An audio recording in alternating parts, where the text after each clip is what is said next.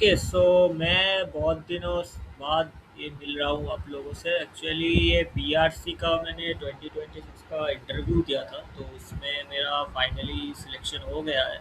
तो शुक्रिया आप सभी को मेरे को इतने दिनों से सपोर्ट करने के लिए।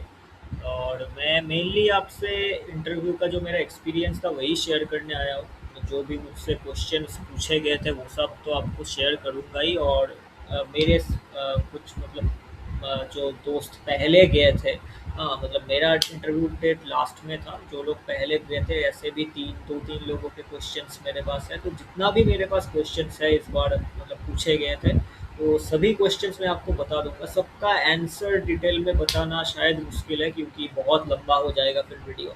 लेकिन क्वेश्चंस मैं आपको सारा बता दूंगा, और सॉल्यूशंस मतलब उनका आंसर जो भी होगा वो मतलब जितना जो छोटा-छोटा होगा या फिर क्विकली जितना बता सकूँ मैं बता दूँगा। और इसके अलावा भी मैं कुछ सीरियस चीज़ों पर भी बात करूँगा जो शायद मैंने कभी नहीं किया लेकिन अब लगता है मुझे करना चाहिए। जैसे कि सिलेक्शन प्रोसीड्यूर को लेके, और अगर आप पीएचडी कर रहे हो, पीएचडी में आप कितना पैशनेट हो नहीं हो, आपको जॉब मतलब जॉब के बारे में सोचना चाहिए या नहीं चाहिए। कुछ सीरियस चीज़ों पर भी मैं बात करने वाला हूँ जो कि मैंने पहले कभी नहीं किया। तो थोड़ा-सा ये वीडियो शायद अलग होगा। आप चाहो तो मतलब पहले इंटरव्यू का क्वेश्चंस डिस्कस कर लेता हूँ। ये मेन चीज़ है, शायद आप लोगों को यही सबसे ज़्यादा चाहिए। और बाकी जो कुछ सीरियस चीज़ों के लिए है उसके लिए मैं एंड में बात करूँगा, तो आप चाहो तो स्किप भी कर सकते हो, आप कर लोगे, ठीक है। तो देखिए पहले मेन चीज़ पर आता है जैसे कि इंटरव्यू। हाँ, मैंने कोचिंग एक लिया था। मैंने मतलब मैं किसी का प्रमोशन नहीं कर रहा हूँ। हर एक ट्यूटर अच्छा ट्यूटर है, हर एक एडुकेटर अच्छा एडुकेटर है। लेकिन कुछ तो आपको चॉइस करना होता है मेंटली। तो मैंने एक ए सिंह सर का कोचिंग लिया था। मैं किसी का प्रमोशन नहीं कर रहा हूँ, बस मतलब मैंने ये लिया था तो मैं आपको बोल रहा हूँ क्योंकि मुझसे मुझे इन सर से मतलब हेल्प हुआ, मुझे बहुत सारा हेल्प हुआ। और कहाँ-कहाँ पे हेल्प हुआ, किस तरह से हेल्प हुआ, ये भी मैं आपको क्वेश्चन बताने के साथ-साथ ही बता दूँगा ताकि आपको समझ आए कि हेल्प कहाँ पर हुआ है, ठीक है। तो इनका एक्सपीरियंस कंसेप्ट बहुत अच्छा है। इन्होंने मतलब मुझे तो अच्छा लगा, बाकी आप लोग देखना। आप मतलब सभी एडुकेटर्स अच्छे हैं बट मैंने पर्सनली इनका कोचिंग किया, बहुत अच्छा लगा मुझे, ठीक है। जो भी है। अच्छा, मैं अब डायरेक्ट क्वेश्चंस पे आता हूँ, ठीक है।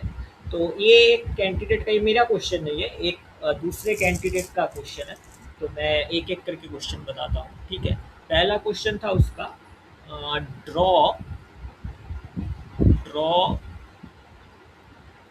Field lines draw field lines for finite solenoid, ठीक है। फॉर फाइनाइट सोलेनॉइड, तो ये चीज़ तो मैं डिस्कस नहीं कर रहा, ये आपको ग्रिफिथ्स के बुक में कोई भी स्टैंडर्ड बुक पे आपको मिल जाएगा ये डायग्राम। बीआरसी में एक चीज़ बता देता हूँ, ये लोग बस डायग्राम ग्राफ जो भी हो सके इन सब चीज़ों को जितना हो सके कर लो। ये लोग बस डायग्राम ग्राफ प्लॉट यही सब ही करवाते हैं, ठीक है। बाकी कैलकुलेशन में आप कितना भी अच्छा हो उन सबसे ज़्यादा मैटर नहीं करता। आप अगर ग्राफ डायग्राम ये अच्छा बनाना जानते हो तो आपका सिलेक्शन हो जाएगा, ठीक है। अच्छा, second question, how we can calculate it, मतलब इसको कैसे कैलकुलेट करना होता है, ठीक है। इसको कैलकुलेट करने का प्रोसीड्यूर भी शायद आपको पता होगा, मैं थोड़ा सा बता देता हूँ। ये ग्रिफिथ्स का एक स्टैंडर्ड प्रॉब्लम है, ग्रिफिथ्स का एक एक्सरसाइज का स्टैंडर्ड प्रॉब्लम है। जैसे कि ये अगर थीटा वन, ये सेंटर लाइन है, इस पॉइंट पे शायद आप मैग्नेटिक फील्ड मेजर करने की कोशिश कर रहे हो। ये एंगल थीटा वन है और ये एंगल थीटा टू है। तो इस पॉइंट पे मैग्नेटिक फील्ड क्या होगा, फाइनाइट सोलेनॉइड है, लेंथ एल है, रेडियस आर है। ग्रिफिथ्स का बहुत स्टैंडर्ड प्रॉब्लम है, ठीक है। तो ये आप देख लेना, यही क्वेश्चन पूछा था कि कैसे कैलकुलेट करना है, ठीक है। जो डायग्राम उन लोगों ने नहीं दिया था, ये मैंने बनाया है। उन्होंने बस पूछा था कैसे कैलकुलेट करना है, ठीक है। ओके, वो दूसरा क्वेश्चन था, एक चार्ज पार्टिकल मान लीजिए एक मैग्नेटिक फील्ड पे मूव कर रहा है, तो उसका ट्रेजेक्टरी क्या होगा बताओ। ये क्वेश्चन था, ठीक है। ट्रेजेक्टरी क्या होगा बताओ। और उसका मतलब दो एंगल के लिए मान लीजिए कि कुछ ऐसा एंगल है, कुछ ऐसा एंगल है, मतलब डिफरेंट डिफरेंट एंगल के लिए कैसा ट्रेजेक्टरी होगा, ये सब बताने को बोल रहे थे, ठीक है। ओके, अच्छा, ये वन डी पोटेंशियल वेल के लिए, वन डी जो इनफाइनाइट पोटेंशियल है, वन डी इनफाइनाइट पोटेंशियल है, इसके लिए ग्राउंड स्टेट एनर्जी का एक्सप्रेशन क्या होता है, इसका वेव फंक्शन का डायग्राम कैसा होता है, इसका एनर्जी वैल्यू क्या होता है, ठीक है।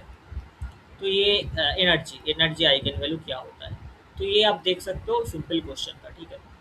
ये भी सिंपल क्वेश्चन था, ये थोड़ा सा स्टैंडर्ड क्वेश्चन था, ये सिंपल क्वेश्चन था, ठीक है। Okay, next. ओके, अब बोल रहा है कि ये जो इनफाइनाइट, ये कितना क्वेश्चन हुआ, पाँच चार क्वेश्चन हो गया। फिफ्थ क्वेश्चन है, इसका ही मॉडिफाइड पार्ट है। अगर ये इनफाइनाइट पोटेंशियल है, ठीक है, तो ऐसा कुछ है। अब बोल रहा है कि ये इनफाइनाइट नहीं है, ये हमने दो डिराक डेल्टा पोटेंशियल से रिप्लेस कर दिया, ठीक है। तो ये रिपल्सिव है या अट्रैक्टिव है, ये मुझे ठीक से नहीं पता, मतलब कुछ भी हो सकता है। तो ठीक है, तो अगर रिपल्सिव है और अट्रैक्टिव है तो आपको पता होगा कि ये कुछ, मतलब इसके लिए वेव फंक्शन ड्रॉ करने को बोल रहे हैं। तो इसका आंसर मैं थोड़ा सा बता देता हूँ, आपको भी शायद पता होगा कि ये बस एक रिफ्लेक्शन ट्रांसमिशन ऐसा होता है, राइट। रिफ्लेक्शन ट्रांसमिशन होता है, यहाँ पर थोड़ा सा कम हो जाएगा, मतलब सॉरी, थोड़ा सा कम हो जाएगा क्योंकि कुछ पार्ट तो रिफ्लेक्ट हो गया है। And wave amplitude, sorry amplitude नहीं, ये वेवलेंथ, ये तीनों रीजन में सेम रहेगा, ये तीनों रीजन में ही सेम रहेगा, ठीक है। वेवलेंथ सेम रहेगा, वेवलेंथ सब, बस एम्पलीट्यूड थोड़ा घट जाएगा तीनों रीजन में, क्योंकि कुछ पार्ट रिफ्लेक्ट होगा, ये होगा, ये सब, ठीक है। तो ये होता है। और अगर रिपल्सिव डायरेक्ट डेल्टा है तो आपको पता है ये जेटली का बहुत स्टैंडर्ड प्रॉब्लम है। आप देख लेना, इवन सोल्यूशन के लिए ये e to the power x, यहाँ पर cos hyperbolic k x, e to the power k x cos hyperbolic k x, और e to the power minus k x, ऐसा होता है। मतलब कुछ ऐसा ग्राफ बनता है, ये जेटली में ये प्रॉब्लम है ऑलरेडी। देख लेना आप, ये V zero delta X plus A और minus V zero delta X minus A, ऐसा करके एक प्रॉब्लम है। तो ये एक इवन स्टेट बनता है और एक ऑड स्टेट भी बनता है, ये कुछ ऐसा करके बनता है, सॉरी सॉरी, ये ऐसा करके बनता है, ये इवन वाला, ये ऑड वाला। तो ये कुछ शायद उन्होंने पूछा था, उन्होंने शायद रिपल से भी पूछा था, लेकिन अट्रैक्ट के लिए भी ऐसा होता है, ठीक है। तो आप ये देख सकते हो। अच्छा, नेक्स्ट क्वेश्चन था,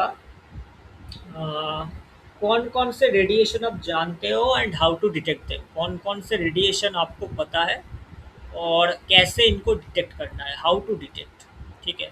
तो ये एक थ्योरी बेस्ड क्वेश्चन है और आपका बस बेसिक नॉलेज चेक करने के लिए, तो ये आप देख लेना।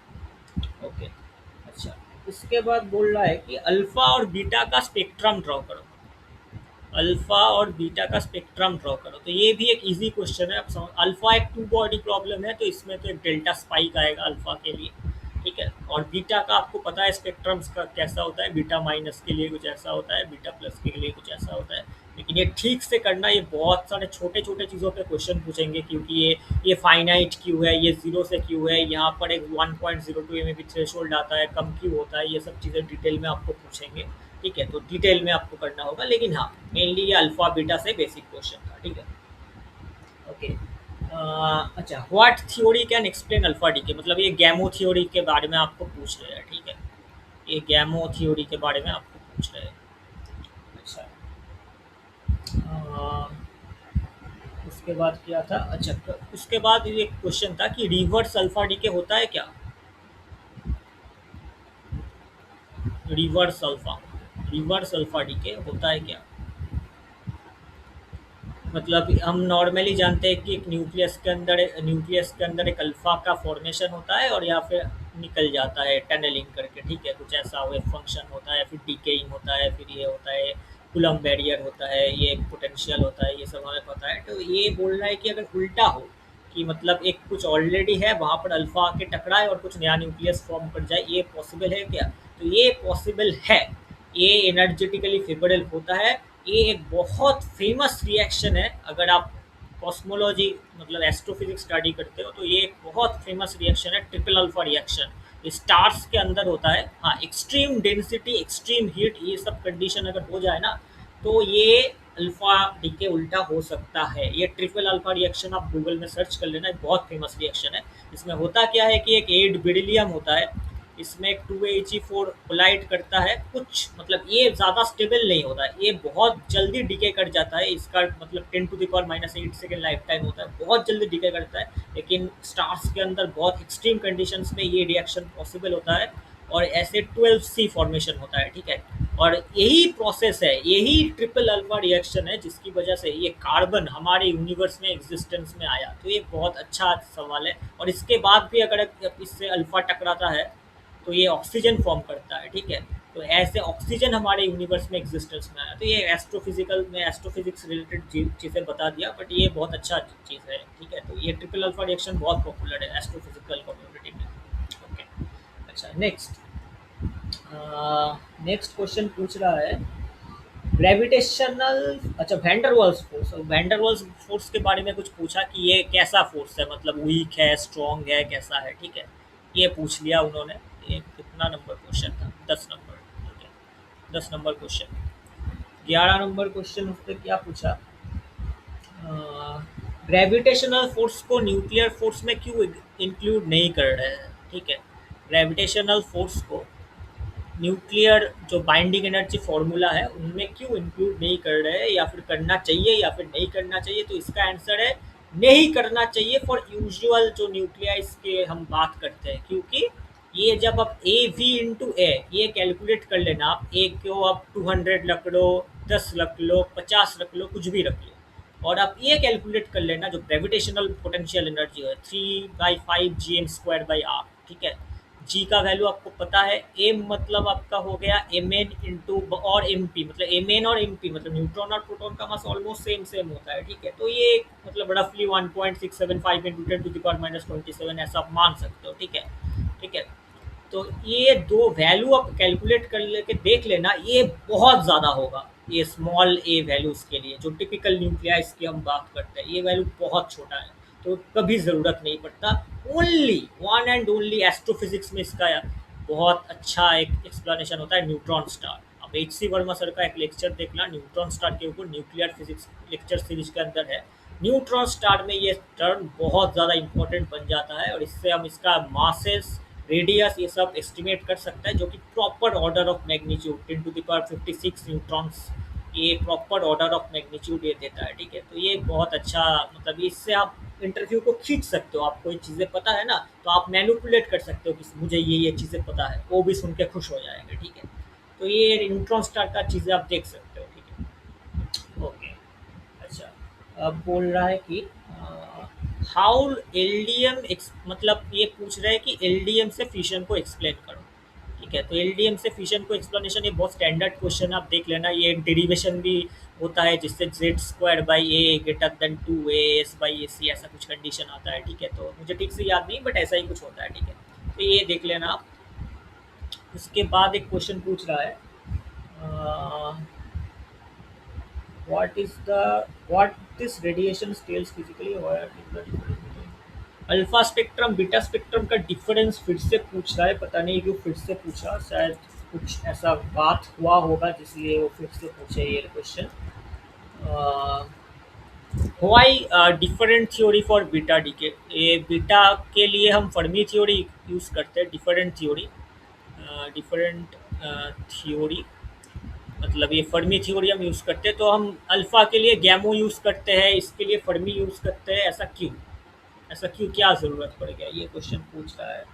अच्छा, और एक क्वेश्चन पूछ रहा है कि इलेक्ट्रॉन न्यूक्लियस के अंदर फ्रीली एग्जिस्ट करता है या नहीं करता है, या फिर क्यों नहीं कर सकता, इलेक्ट्रॉन इनसाइड न्यूक्लियस, ठीक है। तो इस चीज़ के बारे में आप देख लेना, इलेक्ट्रॉन इनसाइड न्यूक्लियस, इस चीज़ के बारे में आप देख लेना। और एक थोड़ा अजीब सा क्वेश्चन पूछा था जिसका आंसर मुझे भी पता नहीं है, ठीक है। आप देख सर्च करके अपने दिमाग से देख सकते हो। बोल रहा है कि एक निकल पीस है आपके पास और एक सिलिकन पीस है, बोल रहा है कि दोनों का वेट मतलब सेम सेम, दिखने में सेम सेम है, पूरा सेम है, दिखने में सेम सेम है, कलर, वेट, कलर, वेट, सब कुछ सेम है, आपने कोई एक्सपेरिमेंट नहीं किया, नो एक्सपेरिमेंट, कोई भी एक्सपेरिमेंट नहीं किया, आप बस हाथों से टच कर रहे हो, मतलब बाय हैंड्स, ओनली हैंड्स, कि आप बता सकते हो कि कौन सा निकल है और कौन सा सिलिकन है। तो ये थोड़ा आप देख सकते हो, आपको अगर पता हो तो, मुझे मतलब मैंने कभी देखा नहीं है, ठीक है। तो ये एक इंटरव्यू, फुल इंटरव्यू मैंने आपको बताया, ये 59 मिनट्स का ड्यूरेशन था, ठीक है, ऐसा मुझे पता चला है। तो ये एक कंप्लीट इंटरव्यू था, ठीक है।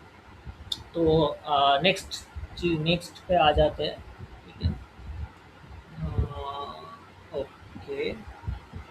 तो ये आप ओवरऑल देख सकते हो कि ज़्यादा टफ नहीं था, मतलब आप थोड़ा मतलब सीरियस टाइप से प्रिपरेशन लिया है आपने तो ठीक है, मतलब आप 60 to 70% आंसर आप दे सकते हो, अप्रोच लगा सकते हो, ठीक है। ओके, नेक्स्ट देखते हैं। नेक्स्ट एक दूसरा इंटरव्यू मैं बता रहा हूँ, ये बोल रहा है कि all type of beta decay को मतलब आपको लिखने को बोल रहा है, और शायद मतलब रिएक्शन लिखने को बोल रहा है, ठीक है। तो all type of beta decay, okay. हाँ, नेक्स्ट क्वेश्चन पूछ रहा है कि सेम बीटा स्पेक्ट्रम ड्रॉ करो, बीटा स्पेक्ट्रम ड्रॉ करो, और ये बीटा प्लस और बीटा माइनस के लिए अलग अलग क्यों होता है ये एक्सप्लेन करो, वाई डिफरेंट, ठीक है। तो ये भी, ये दो तो मतलब सेम टाइप का क्वेश्चन हो गया, मतलब आप कर सकते हो, ओके। अच्छा, एंड पॉइंट एनर्जी क्या होता है, एंड पॉइंट एनर्जी क्या होता है, क्या ये क्यू वैल्यू से सेम होता है या नहीं, और क्यू वैल्यू से इतना ये क्यू डिफरेंट होता है, मतलब क्यू वैल्यू से इसका मेनली क्या डिफरेंस है वही, ठीक है। Q value difference, difference with Q value, ठीक है, difference with Q value, difference with Q value, ठीक है। तो ये देख लेना आप। अच्छा, आ, फिर एक क्वेश्चन पूछ रहा है कि बीटा स्पेक्ट्रम को एक्सप्लेन करने के लिए कौन सा एक्सपेरिमेंट हम करते हैं।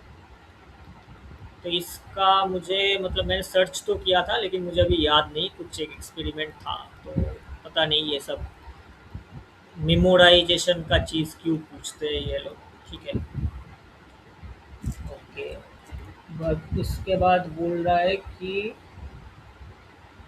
हाँ, बोल रहा है कि एक पोटेंशियल बैरियर है ऐसा, और उसके लिए वेव फंक्शन ड्रॉ करो, ठीक है। ई लेस देन वी और ई ग्रेटर देन वी दोनों के लिए, तो आपको पता है कि ई लेस देन वी के लिए कुछ ऐसा होता है, ठीक है।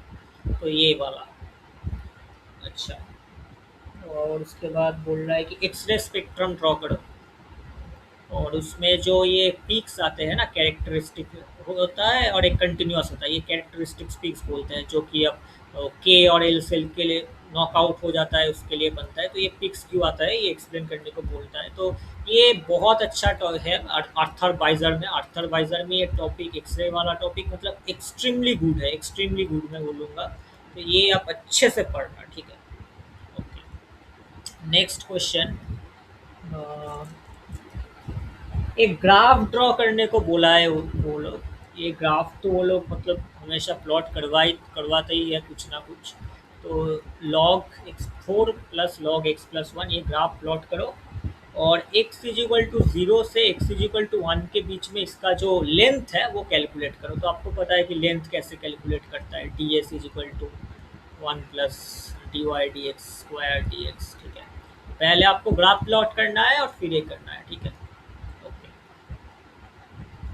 नेक्स्ट आपको बोल रहा है कि टू पैरेलल कैपेसिटर प्लेट से 64 वोल्ट अपने लगा दिया है, ठीक है। 64 kilo volt, okay, kilo volt लगा दिया है, और एक इलेक्ट्रॉन है, मतलब एक 64 पे है, एक ग्राउंडेड है, ठीक है। और एक इलेक्ट्रॉन है जिसको कुछ कहीं से तो शायद मतलब एग्जैक्ट मुझे क्वेश्चन जैसा मिला है वैसा ही बता रहा हूँ कि ये 30 डिग्री है, 30 डिग्री पे अपने प्रोजेक्ट किया, तो इसका पाथ कैसा होगा। तो पता है आपको ये एक प्रोजेक्टाइल मोशन का क्वेश्चन है बेसिकली, ठीक है, जहाँ पर ये ग्रेविटी तो आप कंसिडर कर सकते हो नहीं कर सकते हो, डिपेंड करता है कि ये एक्सलरेशन जो है तो ये ई बाई एम कितना वैल्यू देता है। ये अगर जी के कंपैरिजन में बहुत ज़्यादा या कम है तो आप नहीं लोगे, अगर कंपैरिजन में हो तो जी भी आपको कंसिडर करना होगा। तो ये एक पैराबोलिक ट्रेजेक्टरी है, ये सब आपको पता है, तो इन सब से पूछ रहा था, ठीक है। ओके, और नेक्स्ट क्वेश्चन पूछ रहा था कि मैक्सवेल्स इक्वेशन लिख दो इलेक्ट्रोमैग्नेटिज्म में, ठीक है। Maxwell equation, okay. अब बोल रहा है कि इसको पोटेंशियल के फॉर्म में लिखो, ठीक है, मतलब ई और बी के फॉर्म में मत लिखो, फाई और ए के फॉर्म में लिखो बेसिकली, ठीक है। और ये पोटेंशियल्स यूनिक है क्या, ये क्या यूनिक है, और फिर गेज ट्रांसफॉर्मेशन, ठीक है, वो जो लॉरेंज गेज और कुलॉम गेज होता है उसका डेरिवेशन, ठीक है, गेज कंडीशंस। तो ये इंटरव्यू मुझे मेरे हिसाब से काफ़ी इजी था, लेकिन मतलब ईज़ी कुछ भी नहीं होता, लेकिन आपने अगर ढंग से प्रिपरेशन किया है, जो पार्क के लिए प्रिपरेशन करते हैं उन लोगों को पता है, तो ये शायद आपको लगा होगा कि ये इंटरव्यू थोड़ा ईज़ी था, ठीक है। मुझे ऐसा लगा है, बाकी मतलब उस टाइम पे उस बोर्ड के अंदर कुछ भी ईज़ी नहीं होता, सब कुछ ही डिफ़िकल्ट होता है। ठीक है, तो ये मेरे पास था जो जो 2 इंटरव्यूअर मतलब स्टूडेंट का क्वेश्चन। अब मैं मेरा खुद का बताता हूँ, ठीक है? तो मेरा खुद का तो सच कहूँ तो उस टाइम पे मतलब मैं पता नहीं, मुझे तो सिलेक्शन होना ही नहीं चाहिए था, मुझे तो मतलब कोई उम्मीद ही नहीं थी, पता नहीं कैसे हो गया, ठीक है? बहुत सारे ऐसे होते हैं कि अनडिज़र्विंग लोगों का हो जाता है, डिज़र्विंग लोगों का नहीं होता, तो मतलब आपका अगर नहीं भी हुआ है तो आप ज़्यादा मतलब उम्मीद मत हार जाना कि आप कम डिज़र्विंग हो। ये एक इंटरव्यू है ना, ये एक इंटरव्यू में बहुत ज़्यादा लक फैक्टर काम कर जाता है। बोर्ड के मेंबर्स कैसे हैं, उनको कैसा लगा आपका, शायद आपका शक्ल पसंद आया या फिर नहीं पसंद आया, ये सब भी शायद मैटर कर जाता है, ठीक है। तो आपका अगर सिलेक्शन नहीं हुआ है तो आप बिल्कुल भी अपसेट मत होना, आप शायद बहुत ज़्यादा डिजर्विंग हो, लेकिन फिर भी लक के कारण आपका नहीं हुआ। एक इंटरव्यू में बहुत ज़्यादा लक फैक्टर हो जाता है। मुझे तो लगता है कि इन लोगों को आइदर वेटेज लेना चाहिए रिटर्न से, या फिर आप अगर इंटरव्यू में ही इतना ज़्यादा इंसिस्ट कर रहे हो तो 2 इंटरव्यू ले लो ना। 2 दिन में 2 इंटरव्यू ले लो, 2 अलग-अलग कमिटियों से, उनका मार्क्स सम करके फिर फाइनल लिस्ट करो। ये एक इंटरव्यू में बहुत ज़्यादा लाभ फैक्टर हो जाता है, तो मुझे तो ये सही नहीं लगता। बाकी मतलब ये मेरे बोलने से कुछ नहीं होगा, जो ज़्यादा जानते हैं वो लोग, ठीक है। लेकिन मुझे तो ऐसा लगता है कि एक इंटरव्यू के बेसिस में आप ले रहे हो तो बहुत ज़्यादा लाभ फैक्टर बन जाता है, ठीक है। कभी-कभी बहुत ज़्यादा डिज़र्विंग लोग भी नहीं आ पाते, उनका शायद लक अच्छा नहीं होता, या फिर बहुत टफ क्वेश्चंस पूछ लिए जाते हैं कभी-कभी। कभी-कभी बोलना नहीं चाहिए बट अनडिज़र्विंग लोग भी चले जाते हैं, शायद मैं भी अनडिज़र्विंग हूँ, मुझे पता नहीं, शायद मुझसे भी बहुत ज़्यादा डिज़र्विंग लोग था जो आउट हो गया है लक के कारण, ऐसा हो सकता है, ठीक है। खैर कुछ भी हो, मैं खुद का एक्सपीरियंस आपको बता देता हूँ, ठीक है। अच्छा, मुझसे पहले पूछा गया था कि पहले मैंने ईएमटी चॉइस में रखा था, तो पहले मुझे तो बताया गया था मैक्सवेल्स इक्वेशंस लिखो, ठीक है। और फिर ये थर्ड इक्वेशन जो है del cross E is equal to minus del B del t, इसको थोड़ा एक्सप्लेन करने को बोला, ठीक है। और फिर बोला कि अब मान लो कि एक ये सोलिनॉइड टाइप मतलब एक कोयल टाइप है, और इसमें कुछ मतलब आपने वायर्स लगा दिया, और यहाँ पे एक एसी सोर्स के साथ आपने कनेक्ट कर दिया, ठीक है। तो एसी सोर्स के लिए यहाँ पर तो आपको पता है कि यहाँ पर करंट फ्लो होगा, ये यहाँ पर ऐसे मैग्नेटिक फील्ड्स का डायरेक्शन होगा जो फाइनाइट सोलिनॉइड के लिए होता है। लेकिन ये चेंजिंग मैग्नेटिक फील्ड्स है, तो एक इलेक्ट्रिक फील्ड होगा, ठीक है। मतलब E into 2 pi R is equal to minus del del t of B dot D S, ये सब आपको पता है। तो इतना तक तो हो गया ठीक ठाक। उन्होंने बोला कि इन ये सब ठीक है, लेकिन इसके बाद हमारा असली क्वेश्चन शुरू होता है, ऐसा उन्होंने बोला। अब उन्होंने बोला कि अब मान लीजिए कि यहाँ से हम एक आर्गन गैस को पास करा रहे हैं और यहाँ से निकल रहा है, तो अंदर क्या क्या चीज़ें हमें देखने को मिलेगा, ठीक है। तो सच कहूँ तो इस क्वेश्चन का मैं ज़्यादा कुछ आंसर दे नहीं पाया, और वो लोग मतलब कुछ हिंट्स तो दे रहे थे कि मान लो कि आयोनाइज हो गया, मतलब आयोनाइज हो गया, ये खुद से मैंने बताया था कि शायद सर मैं ऐसा मान सकता हूँ कि आयोनाइज हो गया इलेक्ट्रिक फील्ड के कारण, हाँ हाँ मान सकते हो, ठीक है। तो और कुछ बोल रहे थे कि ये कंडक्टिंग मीडियम बन गया, फिर कुछ स्किन डेप्थ के बारे में कुछ बता रहे थे, स्किन डेप्थ के बारे में सोचो ऐसा कुछ। लेकिन सच कहूँ तो मैं ज़्यादा कुछ बोल नहीं पाया इस बारे में, क्योंकि शायद ये कुछ एक्सपेरिमेंटल चीज़ों के बारे में मतलब कुछ एक एक्सपेरिमेंट के ऊपर शायद वो फोकस कर रहे थे, लेकिन मुझे बिल्कुल भी नहीं पता था कि इसको कैसे अप्रोच करना है। तो ये तो मतलब मैं मतलब मान लीजिए कि इसमें मेरा जीरो मतलब मैं कुछ भी नहीं शायद बता पाया इसमें, ठीक है। उन्होंने छोड़ दिया। अच्छा, फिर एक मैम था, उन्होंने इलेक्ट्रोमैग्नेटिज्म में और क्वेश्चन पूछा कि मान लो कि दो प्लस चार्जेस है कुछ डिस्टेंस पे, तो इसके लिए इक्वी पोटेंशियल सरफेस ड्रॉ करके दिखाओ। तो ये मुझे पता था ऑलरेडी, ठीक है। तो मैंने पहले जो मतलब ये ग्रिफिथ्स में भी आप देख सकते हो, मैं आपको थोड़ा सा अप्रोच बता देता हूँ कि कोई भी मतलब चार्ज कन्फिगरेशंस के लिए आपको अगर इक्वी पोटेंशियल सरफेस ड्रॉ करने को बोले ना, पहले इलेक्ट्रिक फील्ड लाइन के बारे में सोचना कि इलेक्ट्रिक फील्ड लाइन कैसा होगा। अगर आपने इलेक्ट्रिक फील्ड लाइन ड्रॉ कर लिया, फिर इक्वी पोटेंशियल सरफेस ड्रॉ करना ज़्यादा मुश्किल नहीं होता है, ठीक है। आप कॉम्प्लिकेटेड सिस्टम के लिए भी ड्रॉ कर सकते हो, मैं आपको दिखा देता हूँ कैसे, ठीक है। तो ये तो आपको पता है कि ये होता है ऐसा कुछ, मतलब डायग्राम मेरा इतना अच्छा नहीं है, अभी मैं इतना अच्छा ड्रॉ नहीं कर पा रहा हूँ, लेकिन आपको पता है कि ये फील्ड लाइन कैसा होता है, इलेक्ट्रिक फील्ड लाइन मतलब दो अगर प्लस क्यू चार्जेस होता है तो। और बार्क का इंटरव्यू आप देने जा रहे हो तो मतलब प्लॉट्स, डायग्राम्स, ये ग्राफ्स, ये सब चीज़ के बगैर मतलब इंटरव्यू आपका मतलब होगा ही नहीं, आपका सिलेक्शन बिल्कुल नहीं होगा। वो लोग इन चीज़ों पर ही फोकस करते हैं, ठीक है, ज़्यादा कैलकुलेशन पर ज़्यादा फोकस नहीं करते। तो आपको पता है कि इलेक्ट्रिक फील्ड लाइन्स ऐसा होता है। अब देखिए, आपको एक चीज़ पता होगा कि equi potential surface electric field line का परपेंडिकुलर होता है, ठीक है, क्योंकि अगर परपेंडिकुलर नहीं होगा तो वो चार्ज फ्लो करके एडजस्ट कर लेगा, जो भी हो। तो अब परपेंडिकुलर होता है मतलब ये कैसा होगा, इसका इस लाइन का परपेंडिकुलर होगा, इस लाइन का परपेंडिकुलर होगा, इस लाइन का परपेंडिकुलर होगा। तो अब आप खुद से ही सोच सकते हो, मतलब इलेक्ट्रिक फील्ड लाइन्स ऐसा भी होगा, ऐसा भी होगा, तो इतना ज़्यादा क्लोज जाएगा, ये ऐसा होगा, तो मतलब कुछ तो ऐसा आपको समझ आ जाएगा कि ऐसा होना चाहिए जब आप परपेंडिकुलर के बारे में सोचोगे, ठीक है। तो इस तरीके से इक्विपोटेंशियल सरफेस आप कॉम्प्लिकेटेड सिस्टम के लिए भी बना सकते हो, ठीक है। तो मतलब बहुत क्लोज तो ऐसा होगा इक्विपोटेंशियल सरफेस, फिर ये बढ़ता जाएगा और एक एक टाइम में ऐसा होगा, फिर ऐसा होगा, तो ये सब चलता जाएगा, ठीक है। तो ये इक्विपोटेंशियल सरफेसेस होगा, तो जो मैंने ड्रॉप किया था, ठीक है। तो उन्होंने बस कुछ लॉजिकल सवाल पूछा कि ये परपेंडिकुलर क्यों होना चाहिए, ये सेंट मतलब क्लोज आएगा तो कैसा होगा, दूर जाएगा तो कैसा होगा। तो ये एक कंप्लीट क्वेश्चन था जो कि मैंने सही से आंसर दिया था उनका। फिर उन्होंने बोला कि ये सेम सेम कन्फिगरेशन के लिए मतलब मान लो कि ये डिस्टेंस ए है, तो सेंटर में पोटेंशियल क्या होगा उसका वैल्यू लिखो, तो ये तो आप कर ही सकते हो, ठीक है। फिर उन्होंने बोला कि इसको प्लॉट करो, पोटेंशियल को कैसा दिखेगा, मान लो कि ये ओरिजिन है, ये सेंटर सेंटर है, इसके रेस्पेक्ट में प्लॉट करो। तो आप मतलब ये मैं ज़्यादा डिटेल में नहीं बता रहा, लेकिन आप खुद भी कर सकते हो, ठीक है, क्योंकि आपको पता है कि अगर इस मतलब इस रीजन में आप देखोगे तो ये पोटेंशियल मतलब 4 पाई एप्सिलॉन नॉट के यूनिट में ये कुछ ऐसा होगा, ठीक है।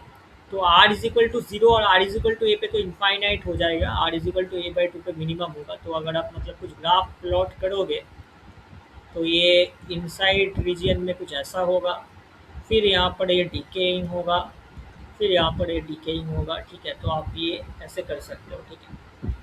अच्छा, ये हो गया। अच्छा हाँ, और ये एक चीज़, आप अगर इसी फॉर्मूला को दो रीजन में लगा दोगे तो यहाँ पर ये नेगेटिव आ जाएगा, लेकिन पोटेंशियल नेगेटिव होगा, इस नेगेटिव नहीं होता, ठीक है। इस कॉन्फ़िगरेशन के लिए दोनों प्लस चढ़ जाए। आप जब इस रीजन में जाओगे ना तो फॉर्मूला ये नहीं रहेगा, फॉर्मूला चेंज हो जाएगा, आप खुद देख सकते हो। तो ये आप थोड़ा ध्यान से करना। तो ये मैंने ठीक से किया था, ठीक है। अच्छा, और फिर वो फाइनल इस टॉपिक पे क्वेश्चन पूछे, इसी टॉपिक पे, कि मान लीजिए कि ये प्लस क्यू तो ऑलरेडी है, लेकिन आप यहाँ पर तो माइनस क्यू भी ऑलरेडी है, इसके लिए इक्वी पोटेंशियल ड्रॉ कर सकते हो क्या। तो ये भी मैंने थोड़ा बहुत किया था, मैं एग्जैक्टली तो नहीं जानता सही किया था या फिर नहीं, बट मुझे लगा था कि मैंने सही किया था क्योंकि वो लोग खुश हुए थे, ठीक है।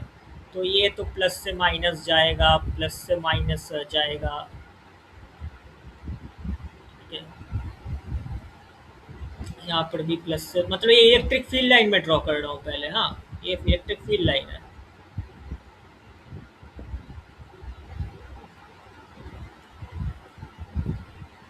ऐसा कुछ था, ठीक है।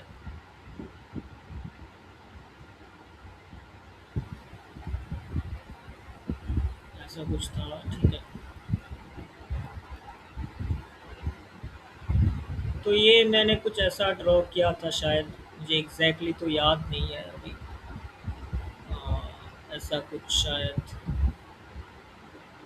मतलब कुछ ऐसा ही किया था, मुझे एग्जैक्टली अभी याद नहीं यार, लेकिन शायद ऐसा ही कुछ था। मतलब ये मैंने शायद ठीक ठाक किया था क्योंकि उन लोगों का एक्सप्रेशन देख के मुझे ऐसा लगा था, ठीक है। अच्छा, बाकी अब देखते हैं और भी टॉपिक। अब क्वांटम, इसके बाद ये टॉपिक ख़त्म हो गया, फिर वो लोग क्वांटम में आ गए कि ये हार्मोनिक ऑसिलेटर पोटेंशियल के लिए। अच्छा, चलिए डायग्राम में बता दूं कि मतलब यहाँ पर दो प्लस क्यू है और यहाँ पर परपेंडिकुलर डिस्टेंस में दो माइनस क्यू है, ठीक है। तो ऐसा कन्फिगरेशन था, ठीक है, ओके। ये हार्मोनिक ऑसिलेटर पोटेंशियल ड्रॉ करवाया पहले, फिर बोला कि ग्राउंड स्टेट ड्रॉ करो, ठीक है। तो ग्राउंड स्टेट हो गया। फिर उन्होंने बोला कि मान लो कि यहाँ पर एक पोटेंशियल बैरियर लगा दिया आपने वी नॉट का, ठीक है। तो वेव फंक्शन कैसा होगा, ठीक है। तो इसके लिए आपको पता होगा कि जहाँ पर वेल होता है, जहाँ वहाँ पर पोटेंशियल मतलब प्रोबेबिलिटी इंक्रीज हो जाता है, और जहाँ पर बैरियर हो जाता है वहाँ पर पोटेंशियल डिक्रीज हो जाता है, ठीक है। तो ये कुछ ऐसा डिक्रीज हो जाएगा इस रीजन में, जो वी नॉट वाला रीजन है, तो ये कुछ ऐसा होगा, ठीक है। लेकिन फिर उन्होंने मतलब इसके बाद हैरास करना शुरू कर दिया मुझे कि ये पिछले वाले को सेम प्लॉट में अगर प्लॉट करोगे तो कैसा रहेगा। तो मैंने तो पहले ऐसा ही मतलब इसके ऊपर ही ऐसा कर दिया। फिर उन्होंने मतलब कुछ हिंट दिया कि एम्पलीट्यूड के बारे में सोचो कि हाइट कहाँ पर क्या होगा। तो मैंने तो पहले इसका जो एग्जैक्ट फॉर्मूला होता है वो लिखा, ठीक है। तो उन्होंने हिंट दिया कि मतलब हमारा ये एम्पलीट्यूड वगैरह ये सब एग्जैक्टली कहाँ से आता है या फिर क्या रिप्रेजेंट करता है। मैंने बोला कि सर टोटल प्रोबेबिलिटी वन होना चाहिए, तो ये नॉर्मलाइजेशन से आता है। तो उन्होंने बोला हाँ सही कहा, टोटल प्रोबेबिलिटी वन होना चाहिए, मतलब एरिया अंडर द कर्व हमेशा वन होना चाहिए, चाहे वो इस केस के लिए हो चाहे वो इस केस के लिए हो। तो अगर कहाँ मतलब टोटल प्रोबेबिलिटी वन होना चाहिए, तो कहीं पर अगर डिक्रीज करेगा तो दूसरी जगह क्या होगा। मैंने बोला सर इंक्रीज करेगा। तो फिर बोला फिर ड्रॉप करो फिर। तो मैंने सोचा कि शायद मतलब इस रीजन में शायद थोड़ा इंक्रीज करना चाहिए इस रीजन में, क्योंकि यहाँ पर डिक्रीज कर रहा है तो फिर यहाँ पर इंक्रीज होना चाहिए क्योंकि टोटल प्रोबेबिलिटी तो वन होगा। तो ऐसे मैंने लॉजिकली सोचा था, बट मुझे एग्जैक्टली पता नहीं कि मतलब मैंने सही किया या फिर नहीं। और फिर पोटेंशियल बैरियर के बारे में पूछ रहे थे कि ये कैसा होगा, जो कि मतलब ये तो डिकेइंग होता है। तो और एक चीज़ पूछ रहे थे कि अगर डिकेइंग हम इस रीजन में रहते हैं तो यहाँ पर भी तो मतलब ऐसे डिकेइंग क्यों नहीं ले रहे, यहाँ पर ये ऐसे तुम यहाँ पर इंक्रीजिंग भी तुम क्यों दिखा रहे हो। तो मुझे पहले तो थोड़ा मतलब हेजिटेशन हुआ कि मतलब हाँ कैसे हो रहा है, लेकिन मुझे ये पता था कि ये पैरिटी के साथ ग्राउंड स्टेट कम्यूट करता है। तो ये टोटल वेव फंक्शन सिमेट्रिक होना चाहिए, मस्ट बी। और एक चीज़ होता है कि A to the power plus X और A to the power minus X का लीनियर कम्बिनेशन होता है। तो मतलब सच मतलब टोटली ये कॉस हाइपरबोलिक के एक ऐसा प्रोपोर्शनल होता है, ठीक है। कॉस हाइपरबोलिक का लीजियन ऐसा ही होता है अगर सिमेट्रिकली देखो, मतलब X is equal to zero के रिस्पेक्ट में, ठीक है। अगर इस रीजियन में कॉस हाइपरबोलिक के एक्स है तो मैंने ऐसा कुछ आंसर दिया था इसका, ठीक है। तो मतलब उसके बाद सर और भी कुछ पूछने जा रहे थे, लेकिन एक मैम ने मतलब रोक दिया, फिर बोला था कि बहुत हो गया क्वांटम, चलो अब थोड़ा न्यूक्लियर पूछते हैं, ठीक है। तो न्यूक्लियर में फिर उन्होंने पूछा कि एक सेकंड, ये अच्छा ठीक है। न्यूक्लियर में उन्होंने पूछा कि फ्यूजन रिएक्शन पढ़ा है, हाँ पढ़ा है। तो बोले कि एक मतलब मान लो कि एक प्रोटॉन है और एक ट्रिशियम है, ठीक है। तो ये दोनों है, और एक प्रोटॉन को यहाँ पर इंसिडेंट करा रहे हो और एक प्रोटॉन को यहाँ पर दो अलग अलग केस है, दोनों ही केस में प्रोटॉन इंसिडेंट करा रहे हो। तो इसके लिए पोटेंशियल कैसा होगा ड्रॉ करो, ठीक है। तो जिन लोगों को इतना ज़्यादा आइडिया नहीं है इस बारे में तो मैं थोड़ा बता देना चाहता हूँ, ठीक है। तो इसके लिए पोटेंशियल का नेचर कुछ ऐसा होता है, ठीक है। तो मतलब 0.5 फर्मी इस रीजन के बीच अगर आप नीचे चले जाओ तो ये न्यूक्लियर फोर्स अट्रैक्टिव नहीं रहता, रिपल्सिव हो जाता है, क्योंकि ये क्वार्क स्ट्रक्चर कोलैप्स कर जाता है फिर। तो न्यूक्लियर रेडियस के बाहर ये कूलम्बिक नेचर होता है, राइट। तो ऐसा पोटेंशियल का फॉर्मेशन पोटेंशियल होता है। लेकिन अब उन्होंने बोला कि दोनों को सेम मतलब ये दोनों केस को सेम ग्राफ में प्लॉट करो, क्या डिफरेंस होगा, ठीक है। तो मैंने मतलब फिर सोचा कि इसका तो रेडियस ज़्यादा है तो ये ज़्यादा देर ज़्यादा यहाँ से जाएगा, और इस ये न्यूक्लियस भी ज़्यादा है इसमें, तो न्यूक्लियर फोर्स मतलब डेप्थ भी ज़्यादा होगा। तो मैंने कुछ ऐसा ड्रॉ किया था जो कि सही मतलब मैम ने बोला था कि हाँ ये सही है, ठीक है। और इसके बाद भी ये कूलम्बिक है। लेकिन यहाँ पर मैंने थोड़ा गड़बड़ किया था एक कूलम्बिक वाला पार्ट ड्रॉ करने में। तो उन्होंने बोला कि मतलब कुछ लार्ज डिस्टेंस मान लो आर, तो आर के लिए तो दोनों के लिए तो मतलब कूलम्ब मतलब जो चार्ज सॉरी जो पोटेंशियल है वो तो सेम है, क्योंकि चार्ज तो सेम है। तो फिर ये अलग अलग क्यों ड्रॉ कर रहे हो। तो इसमें मैं थोड़ा कंफ्यूज हो गया। तो फिर मैंने उन्होंने बोला कि न्यूक्लियस के बाहर कौन सा ज़्यादा होगा कम सा कम होगा। तो न्यूक्लियस के बाहर तो आपको पता है क्योंकि ये 1/r होता है और r is equal to R zero A to the power 1/3 होता है। तो इसके लिए a ज़्यादा है, ये थ्री, ये इसके लिए a है 3। तो इसके लिए जो वैल्यू है वो कम है, मतलब ये 3 वाले के लिए वैल्यू कम होना चाहिए और इस वाले में ज़्यादा होना चाहिए। तो मतलब ये अलग अलग कर्व तो कुछ नहीं होगा, ये सेम ही कर्व होगा, एक्चुअली एक सिंगल कर्व होगा, क्योंकि इंटरव्यू के बाद मुझे समझ में आया, लेकिन इंटरव्यू के टाइम मुझे समझ में नहीं आया था। वो लोग बहुत ज़्यादा कंफ्यूज कर रहे थे तो मैं कंफ्यूज हो गया था। और फिर ये मतलब इतना तक ही हुआ, ठीक है मेरे से, ओके। अच्छा, फिर सबसे वर्स्ट पार्ट था मतलब मतलब इतना सब कुछ होने के बाद मेरा ब्रेन तो मतलब पूरा ख़त्म हो गया था। ठीक है, तो फिर उन्होंने एक ईज़ी सा इंटीग्रेशन पूछा था। जिन लोगों को मतलब मेरे बारे में थोड़ा बहुत भी पता है, शायद आपको पता होगा कि मतलब मैं ये सब इंटीग्रेशन कर सकता हूँ, शायद आपको पता है, ठीक है। तो ये कंटूर इंटीग्रल पूछा था जिसमें शायद mod z is equal to 4 ऐसा कुछ दिया था। तो ये आप लोग भी कर सकते हो, ये आपको पता चल जाएगा कि प्लस माइनस आई पाई दो कंटूर इसके अंदर आएगा, बाकी बाकी दो पोल्स इस कंटूर के अंदर आएगा, बाकी सब बाहर आएगा, या किस दो पोल्स के लिए रेसिड्यू निकाल लोगे, ठीक है। लेकिन उस टाइम में शायद मैं ये भी मतलब मैंने थ्री आई पाई भी लिख दिया, और मतलब ये मैंने ये ड्रॉ ही नहीं किया था ठीक से, ठीक है, मतलब मेरा दिमाग से ठीक से काम नहीं कर रहा था। और मतलब मैं इंटरव्यू के बाद भी इसके लिए बहुत ज़्यादा रिग्रेट कर रहा था कि ये मैं सिंपल चीज़ नहीं कर पाया मैंने, तो मेरा तो सिलेक्शन होना नहीं चाहिए, ठीक है, मुझे ऐसा ही लगा था। लेकिन पता नहीं क्यों कैसे होगा, शायद पता नहीं कुछ भी हो, बट ये मैं नहीं कर पाया था उस टाइम, जो कि बहुत सिंपल था, करना चाहिए था, ठीक है। तो ये वाला इंटीग्रेशन मुझसे आधा आधा हुआ, लेकिन एग्जैक्टली तो मैं नहीं कर पाया, जो कि बहुत शर्मनाक बात है, ठीक है। ओके, फिर कितना टाइम हो गया था मुझे पता नहीं, पर मतलब मैंने क्लासिकल मैकेनिक्स प्रेफरेंस में बोला था, जो कि मतलब सच में बहुत अच्छे से करके दिख गया था, सारे फेस फेस वगैरह सब कुछ डायग्राम वगैरह। लेकिन मैं उन्होंने बोला कि कुछ सॉलिड पूछते हैं, कुछ सॉलिड पूछते हैं। मैंने उनको बोला भी कि सर मुझे सॉलिड नहीं आता, मुझे क्लासिकल मैकेनिक्स से पूछो, लेकिन वो बोला कुछ बेसिक पूछ लूँ, बस कुछ बेसिक ही पूछूंगा। अब क्या ही कर सकते हैं, पूछेंगे ही वो लोग। तो पहले तो एक मैम ने पूछा कि मतलब वो जस्ट मतलब 7 क्रिस्टल स्ट्रक्चर होता है, 14 बेबिस लेटिस होता है, ये नंबर्स पूछे। और फिर बोला कि मतलब कुछ मुझे समझ तो नहीं आया, मतलब कुछ ऐसा बोल रहे थे कि परम्यूटेशन कम्बिनेशन करोगे तो 21 आना चाहिए, लेकिन 14 आता है, तो ये ऐसा किट होता है, ऐसा क्यों होता है, तो ये तो मुझसे बिल्कुल नहीं हुआ। फिर उन्होंने पूछा कि जो डिवाइड थ्योरी है उसके बारे में थोड़ा सा बताओ, तो वो बताया। और फिर ग्राफ ड्रॉ करवाया उन्होंने मुझे, तो बोला कि ये टी क्यू भी होता है क्या, तो लोअर डिजिट के नहीं, बोला कि सर इलेक्ट्रॉनिक होता है और फोनॉन होता है, तो होता है, ठीक है।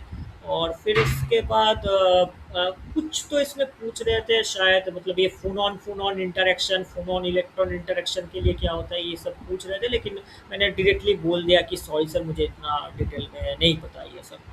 और एक चीज़ पूछ रहे थे कि जो ये एक्सआरडी में हम एक्सरे ही इंसिडेंट कराते हैं, और क्या क्या इंसिडेंट करा सकते हैं, अगर इलेक्ट्रॉन इंसिडेंट कराए तो क्या होगा, प्रोटॉन करा ले तो क्या होगा, न्यूट्रॉन करा ले तो क्या होगा, न्यूट्रॉन के लिए हो सकता है क्या नहीं।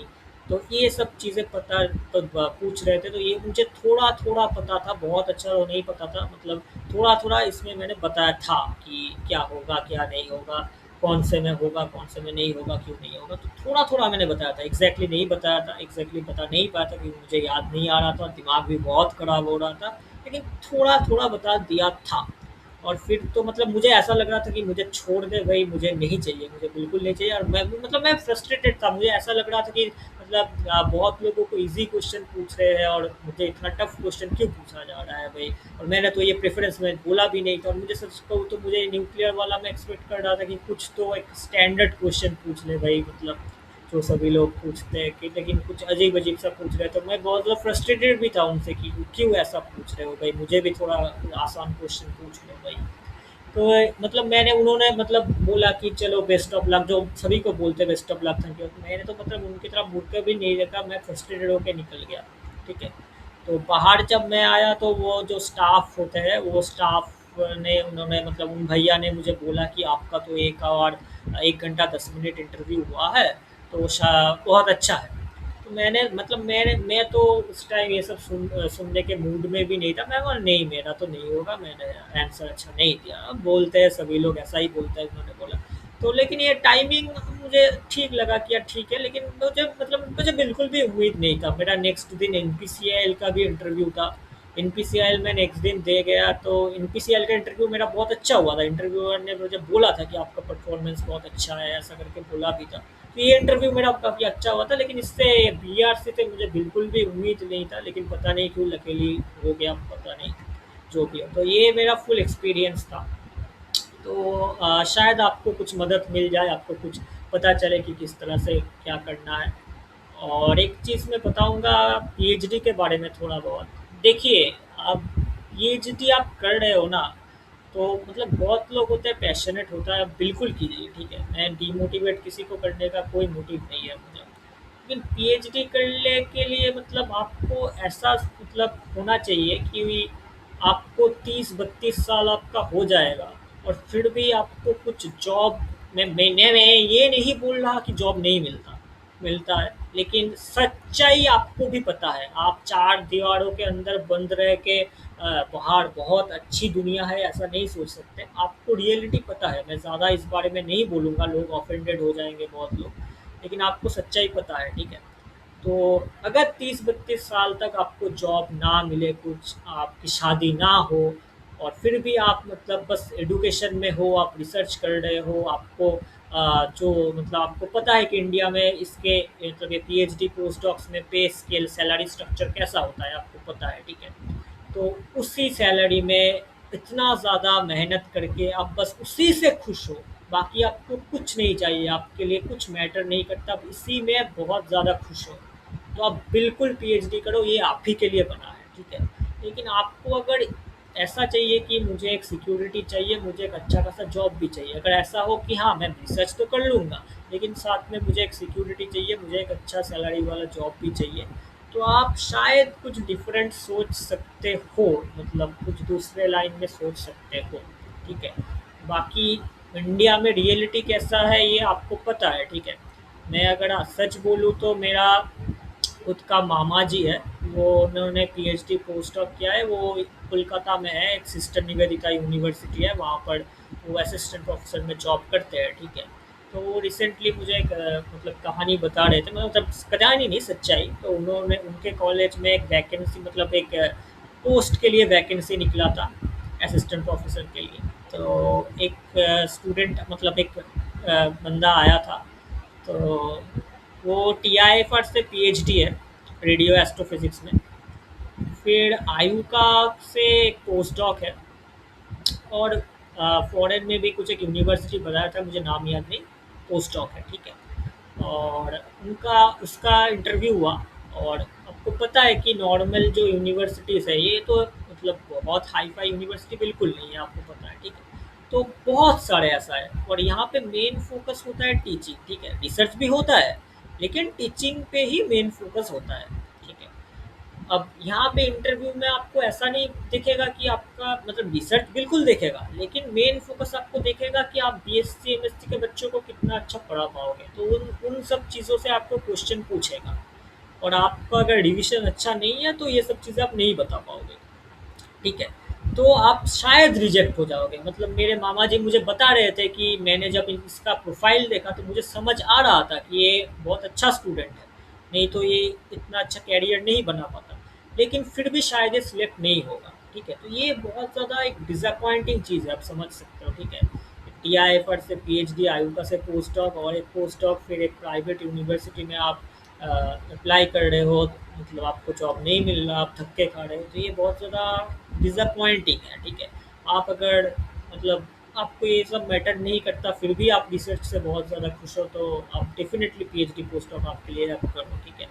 और बाकी मैं ज़्यादा कुछ नहीं बोलूँगा, और लेकिन आपको रियलिटी पता है, आप चार दीवारों के अंदर बंद रह के ऐसा नहीं सोच सकते कि सब कुछ अच्छा है, ठीक है। मैं टीआईएफआर से आईआईएससी से 10 पेपर निकाल लूँगा और मुझे आईआईटी के डायरेक्ट आईआईटी में जॉब मिल जाएगा, ऐसा नहीं है। अगर आपको टॉप क्लास यूनिवर्सिटीज़ में जॉब चाहिए तो आपको रिसर्च में जो है ना, रिसर्च में गुड बेटर बेस्ट ये सब लैंग्वेज मैटर नहीं करता, मैं आपको लिख के देता हूँ, आप किसी और से भी पूछ लेना, अगर मेरी बातें आपको फेक लग रहा है, एक्सेप्शनली गुड होना पड़ेगा तभी आपको मिलेगा, नहीं तो नहीं मिलेगा, ये मैं आपको गारंटी के साथ बता सकता हूँ, ठीक है। तो ये आप कुछ चीज़ें हैं जो आप बिल्कुल मतलब इग्नोर नहीं कर सकते, मैं आपको बिल्कुल नहीं बोल रहा कि आप छोड़ दो कुछ और सोचो, आपको अगर पैशनेट हो तो बिल्कुल करो, लेकिन ये कुछ रियलिस्टिक चीज़ है जो मैंने आपको बताया, ठीक है। बाकी मैं और ज़्यादा कुछ नहीं बोलूँगा इस बारे में, मेरे लिए इंटरव्यू का क्वेश्चन ही बताना मेरा मेन टारगेट था। तो होपफुली आपको कुछ मदद मिला होगा, आपको कुछ आइडिया मिला होगा, और आपको और कुछ जानना है तो आप बिल्कुल कमेंट करना, मैं वो भी बताने की कोशिश करूँगा। Thank you everyone.